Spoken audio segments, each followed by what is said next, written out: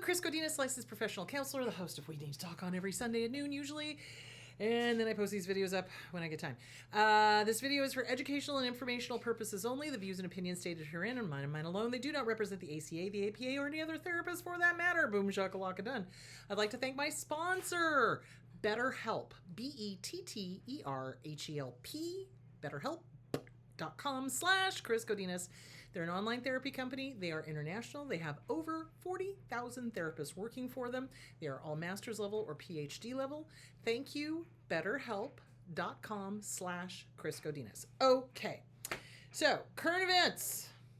All right, here's my advice for this incredibly stressful season. Get off of social media. Take a break. Just take a break. Just take some breaks, you know. Social media is an echo chamber, and it just feeds back to you what you're looking at. So if you're watching a lot of news or a lot of politics or a lot of, you know, negative stuff, it's going to keep feeding that stuff back to you. That's what their algorithms do. So take a break. Take a deep breath. Take a break. Go outside. Go for a walk. Drink plenty of water. Eat healthy food. You need to take care of you, especially if you are leaving an abusive relationship. You don't need that echo chamber of constant negativity. And, or, I hate to say it, if you're looking at a lot of, you know, information on narcissists and things, it's just going to keep feeding more and more and more of that back to you, which is good because it's repetition. But then there comes a saturation point where you're just kind of like, I need to look at unicorns and puppies right now. Thank you. So take breaks, take good care of yourself. Don't allow yourself to get drugged down by literally anything. Just don't. So that is my current events for that, especially during the holiday season. Hope you guys all had a fantastic Christmas. I hope you're going to have a great New Year. Very excited about that. So today's topic is how to leave safely. So first and foremost, you must stop telling your abuser what you're doing. Stop. It drives me crazy when I have clients that come in and go, well, I told him I was going to leave him. And I'm like, oh, sweet baby Jesus, why? Why did you do? Well, I wanted to wake him up. Well, that's not going to happen. Now he knows, or she knows, okay? Because abusers can be both male and female. Doesn't matter. It can happen in same-sex couples. It can happen in hetero couples. Doesn't matter. Depends on the person. So they will now have the heads up, and now they're on the lookout. And now they're going to be looking for you to leave. And they're going to be sabotaging your leaving. This is why you do not tell them you're leaving. You don't even let them smell that you're leaving. You don't give them any freaking clue. Your little wake-up call, all that's doing is giving them a heads up for how to sabotage your leaving. They're going to start financially abusing you, which is what we talked about last week, or they're going to start hiding important documents, et cetera, et cetera, et cetera. So stop trying to wake up your abuser. It's not going to happen. There is no there to wake up. All there is there is ego. That's it. There is no there. Okay? And wanting to wake them up. How old are you? What is going on? How old are you in that moment? Well, but 10, 8, 4? Yeah, no, stop, sweeties. Stop. It's not going to give you the result you're looking for. If you're to the point where you are leaving, it's not like they don't know. It's not like they're like clueless as to their behavior. They know exactly what they're doing. We've talked about this. They do. They know exactly what they're doing. You don't need to tell them you're leaving. In fact, you've got to keep this close to your chest. You got to play poker like this and not wear reflective glasses. Do you see where I'm going with that? So you don't want your abuser to know in any way, shape, or form, or even to suspect that you're on the way out the door, because they will stop you from doing it. They will sabotage financially. They'll sabotage with jobs. They'll sabotage with friends and family. They'll just sabotage. They will just sabotage. So yeah, stop that. You need a plan. So here's the deal. This is one thing in life I do not recommend you wing, okay? Now, if it's an emergency situation and the abuser is violent and they're going to harm or kill you or the kids or the dogs or the cats or the goldfish or whatever, yeah, you're going to get out of there ASAP. But if you can, you are going to plan this. This is going to be a well-executed plan. So you got to have a plan. So how do you start a plan? All right, let's talk about that, shall we? You prepare the essentials. Get a go bag. Get a go bag. Now, here's the deal. You do not want your abuser to know you have a go bag. You don't. So you're going to keep the go bag over at either trusted family and friends that are not going to run to the abuser and tell them you've got a go bag and are leaving and blah, blah, blah. You don't want to trust flying monkeys. You need somebody who is on your side and your side alone, okay? So you get a go bag together. What is in the go bag? Oh my gosh, so much stuff. This is why you need to keep it at another person's place, or if you have a desk at work, keep it in your desk at work.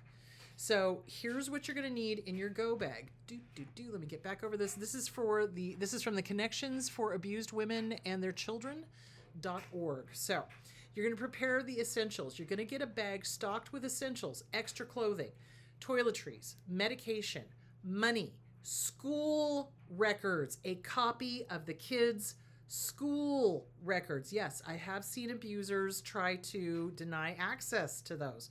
So yeah, you're going to want a copy of the kids' school records. Don't forget important legal documents like social security card, birth certificate, ID, passport, information for insurance information, insurance cards, medical records, your medical records, the kids' medical records, vet records for the dogs and cats.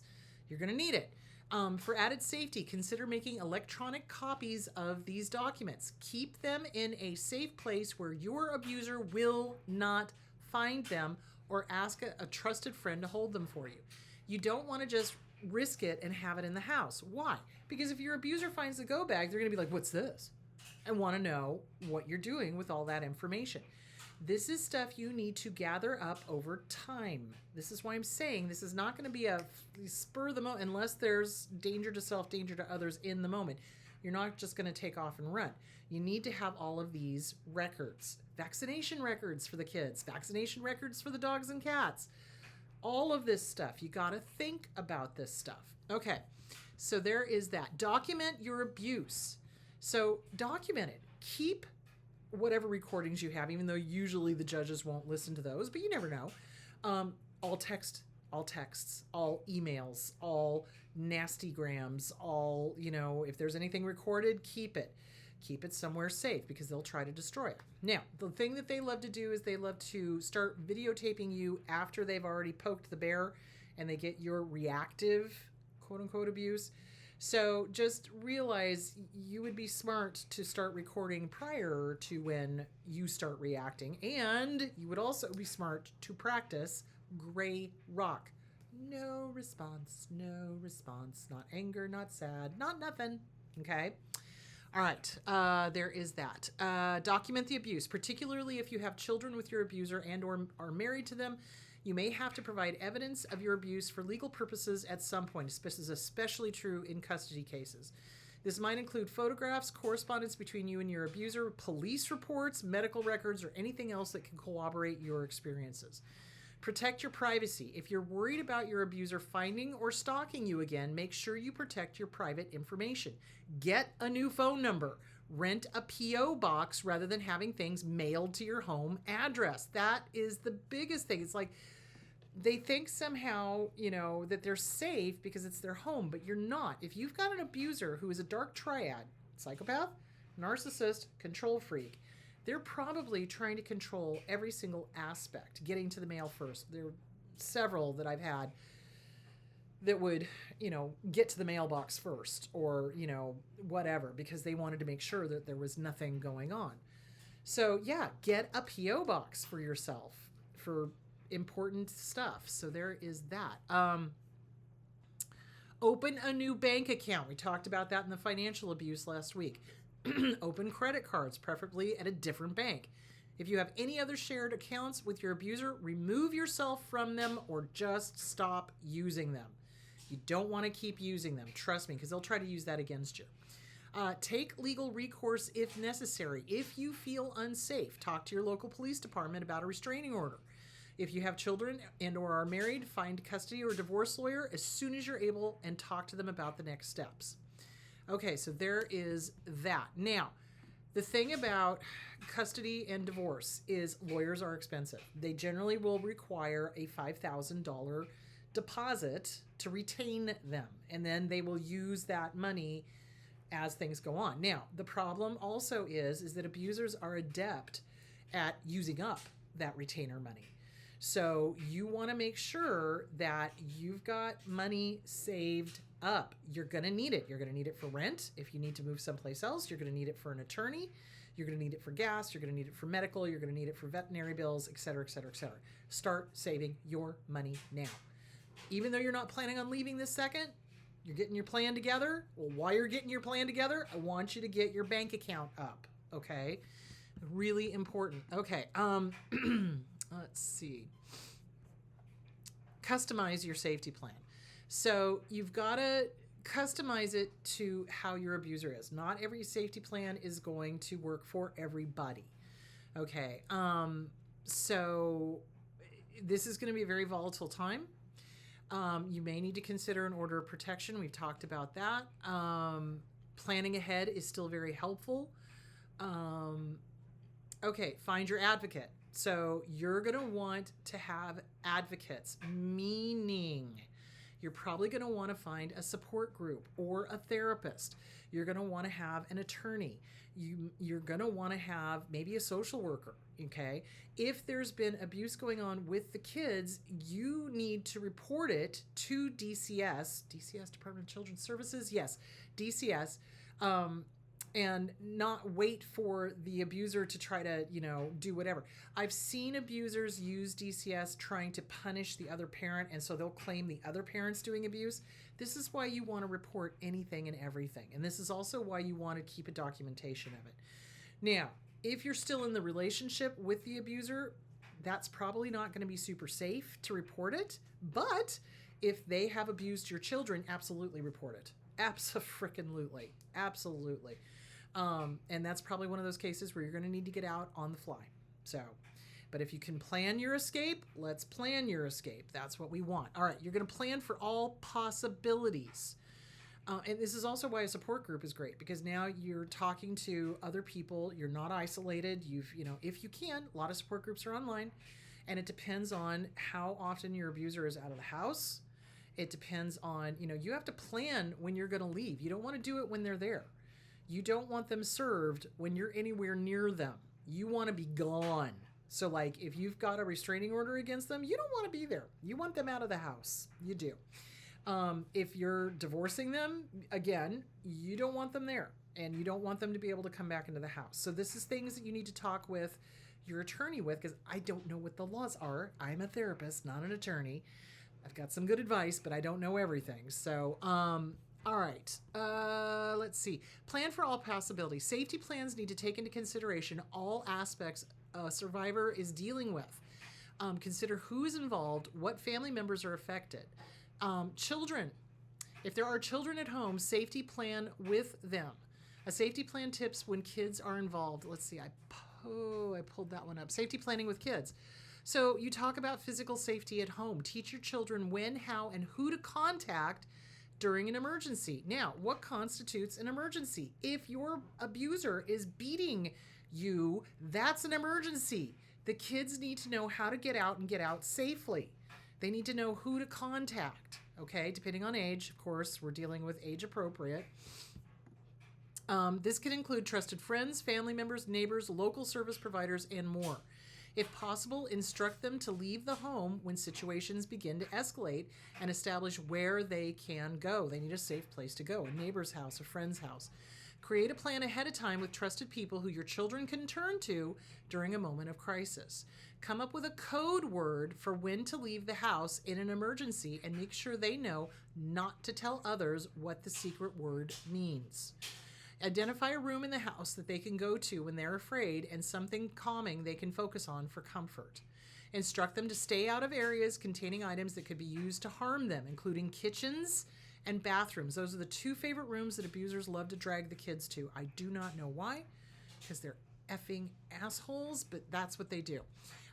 Teach them that they shouldn't try to intervene in moments of violence, even though they may want to protect their parents. So often, the kids try to protect the mom or the dad, whoever's being beaten up, okay, and they end up getting hurt because the abuser in their infinite stupidity. Doesn't matter who's trying to stop them. They'll hurt who's ever trying to stop them, and badly. And yes, I have seen that, and Lord have mercy. Okay, what to do? Okay, plan what to do if your children tell your partner of your plan, and remember, never blame them for the responses to your partner's abusive behavior. So you've got to be very careful if you do choose to tell the children you're leaving. I don't recommend it. I don't, because they'll side with the aggressor, remember? So you get them in the car, you get them going, you tell them you're taking them to a safe place, and, this is an adult issue. You don't need to worry about it. I got your back. Everything's fine. Okay? So just be aware of that. Okay, planning for unsupervised visits. So now this is after you've left. Creating a separate safety plan for situations in which your children may spend unsupervised time with your abusive partner. If your children are old enough, brainstorm with them how to come up with ways that they can stay safe using the same model as you would for your own home. Help them identify where they can get to a phone, who they can contact, how they can leave the house, where they can go. And I'm going to add to that, possibly video games they can contact you through. Yeah! So sometimes the abusers will cut off phone conversations. They won't allow the kids to talk to the other parent, or they'll stop them, or they'll, refuse to allow contact during their time at all, which is illegal, especially if that's in the court documents. So something that parents have done is that they create video games that they can chat with their kid unaware, the abuser's unaware that that's going on, and that's a safe way for the kid to get a hold of them if they need to. So that is something to think about. Underhanded, well, you know what? Desperate measures, desperate times. You know what I'm saying? And you need to keep the kid safe. And there's no way to contact the parent. That's dangerous, especially if the abuser is doing something hinky. So if possible, give your children a cell phone to be used in an emergency situation. I have seen abusers break those. I have seen abusers literally take the phone, smash them on the cement in front of the other parent, kind of like, ha, ha, ha, what are you going to do? Which is why you need a backup plan, which is why sometimes going through video games is the smart way to do it. So, okay, planning for safe custody exchanges. Avoid exchanging custody at your home or the partner's home. Meet in a safe public place, like a restaurant, a store, a police department, or other area with visibility. Bring a trusted friend or family member with you to make custody exchanges and have them make the exchange on your behalf. Find ways to schedule custody exchanges without interacting with your partner. One way to do this is arrange for your partner to pick up children from the school at the end of the day and you drop them off in the morning, and vice versa, to eliminate the chances of seeing each other. Emotional safety plan for you and your kids. Figure out something to do before the exchange to calm any nerves you might be feeling or that they might be feeling. Something to focus on afterwards for yourself and your kids, like going to the park or doing a fun activity. Kids are not stupid, guys. They pick up on anxiety. They pick up on depression. They pick up on scared. They pick up on everything. They're not dumb. Don't treat them as if they're dumb. They're not dumb. They know this stuff, okay? So anyway, that's the child safety plan. Let me get to the next part. Okay, customizing your safety plan. Okay, planning for pets. That's the next one. Domestic shelters are becoming more pet friendly, thank God. Talk to your veterinarian. Your vet may have referrals to emergency boarding options in your area, or they may even know someone who can temporarily foster your pets until you can find a safe place. If your pet is microchipped, make sure the abusive partner is not listed as one of the contacts. After you relocate or leave an abuser, consider changing vets, doggy daycare, boarding facilities, dog parks, etc., where the abuser would know where to look for you. Yes, they do stalk through the pets. Absolutely. And if they're tracking you with one of those stupid AirTag things, you show up at the vet, they show up. Oh, interesting. Yeah, no. So you're going to have to change everything. And you're definitely going to want to check your car for any sort of AirTags, devices that can track you, et cetera, et cetera. Get rid of your phone, get a new number, get rid of your computer, get a new computer, et cetera, especially if they have any sort of savvy for keystroke logging, adding on tracking devices, et cetera. Did that. Take precautions in leaving a pet outside unattended for any length of time if you feel your abusive ex might know where you are. Yes, they have kidnapped dogs and cats and held them ransom And when I say ransom, I don't mean they're looking for money. It's kind of like, will you come back to me or I'm going to kill it? Or they're supposed to be watching the dog or the cat and they just, oops, accidentally on purpose open the gate. Yeah, I've seen them do that before too. And I have less than zero respect for these jackwagons. Okay, so there is that. Going to items to pack. Hold on, I think that's where I'm at. Is that where I'm at? Yes, that is where I'm at. Okay, pre-packing. Finally, when packing a bag, consider to include some or most of these 32 items, which is what I have now. Cash or a prepaid credit card that cannot be traced. You're going to need it. Keepsakes, anything valuable to you. Baby shoes, first haircut, things like that. Or things, mementos from your family or whatever. Small toys or books for your children. Personal journals, images, and other evidence proving abuse. Clothing. Car, house, and other important keys. Don't forget the keys. Eyeglasses, contact lenses, hearing aids, and other medical devices. Pet purchases, pet purchase or pet adoption, maintenance, and medical records plus leash. You're going to need that. They will try to take your dog away from you. I've seen them try to do it. Because in the court system, unfortunately, they still view pets as property, as opposed to a little sentient being with fur and 4 legs, And the abusers will use your love of that dog or cat or goldfish or lizard or whatever you have as a pet to hurt you. Trust me on that one. They will do whatever they can. So you need to get as much evidence together that that pet is yours and they have no right to it. Do you see where I'm going with that? Okay. Okay, getting back to this. Current medications and prescriptions for yourself and your kids. Address book or cell phone contacts. You might want to print that up and put that somewhere. Prepaid cell phone and or a cell phone with a new contact number, phone calling card, post office box, or a safe address where you can forward your mail. Small valuables you can sell if need be. So I've had clients that had jewelry that was given to them by their family, and they took that with them and used that as a leverage for a down payment for a lawyer. So consider that. Consider that. Now, a lot of times the abusers will try to say, oh, well, you sold, stuff that belonged to me, blah, blah, blah. Prove it. So be aware of what's yours. Be aware of what's its value. And if you can sell it, sell it. Put that money in the bank. Trust me, you're going to need it. Okay. Okay. Post office box, small valuables. Checks, credit cards, ATM PIN numbers, birth certificates, car title, registration, and insurance documentation. Yes, I've seen them try to steal the cars. Apartment rental agreement or house deed. Yes, I've seen them argue that they're the ones on the lease when they weren't, or they're the ones on the deed when they weren't. So yeah, you wanna get that in your hot little hands. Financial records and bank account numbers, immunization records, your children's school records, health insurance cards, medical records, your medical records, the kids' medical records, records of any and all police reports you have filed. You're definitely going to need those. Legal protection or restraining order. You may need to file that, guys. And a lot of times what I hear people doing is that magic thinking of, oh, well, no, they wouldn't be that bad. Oh, no, they won't do. Yeah, they will. Please go back and watch the video I did on magic thinking. Please.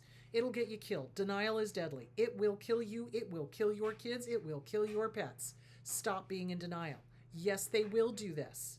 If they've done X, Y, and Z to you, if they're stalking you, if they're following you, if they're showing up where they shouldn't be, what in the hell makes you think they're not going to do something else? Seriously. So get out of denial. Okay. Please, legal protection. Okay. Marriage, divorce, and custody papers, green card or immigration records, government benefits security card. I've seen them steal those. Work permits, W-2s and pay stubs, driver's license and or passports, social security cards for yourself and your kids. And I am going to add this. Get a credit report. Check your credit report to make sure that they're not opening things in your kids' social security, which I've seen them do, and run stuff up so that your kid has to declare bankruptcy. Don't get me started. There's a special kind of hell for... you know what I'm saying. It's like, ooh, I'd like to see them burn. I really would, because they're assholes. So anyway, a credit report. Get your credit report. Get your credit report. Get the kids' credit report. Make sure there's nothing on there that shouldn't be on there. And if there is something on there that shouldn't be on there, file a police report. 110%. Stop being afraid. If you're leaving, if you're gone, if you're out of there, and they've abused you financially or your kids financially, file a police report.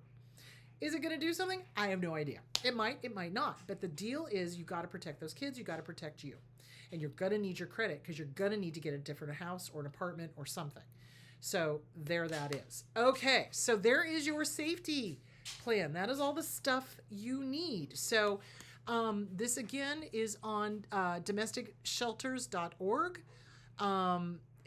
That's the list. You can go to any list of domestic violence, organizations will give you a list of what you need to pack and how you need to plan. Now, when you do decide to leave, you must do it when they're not there.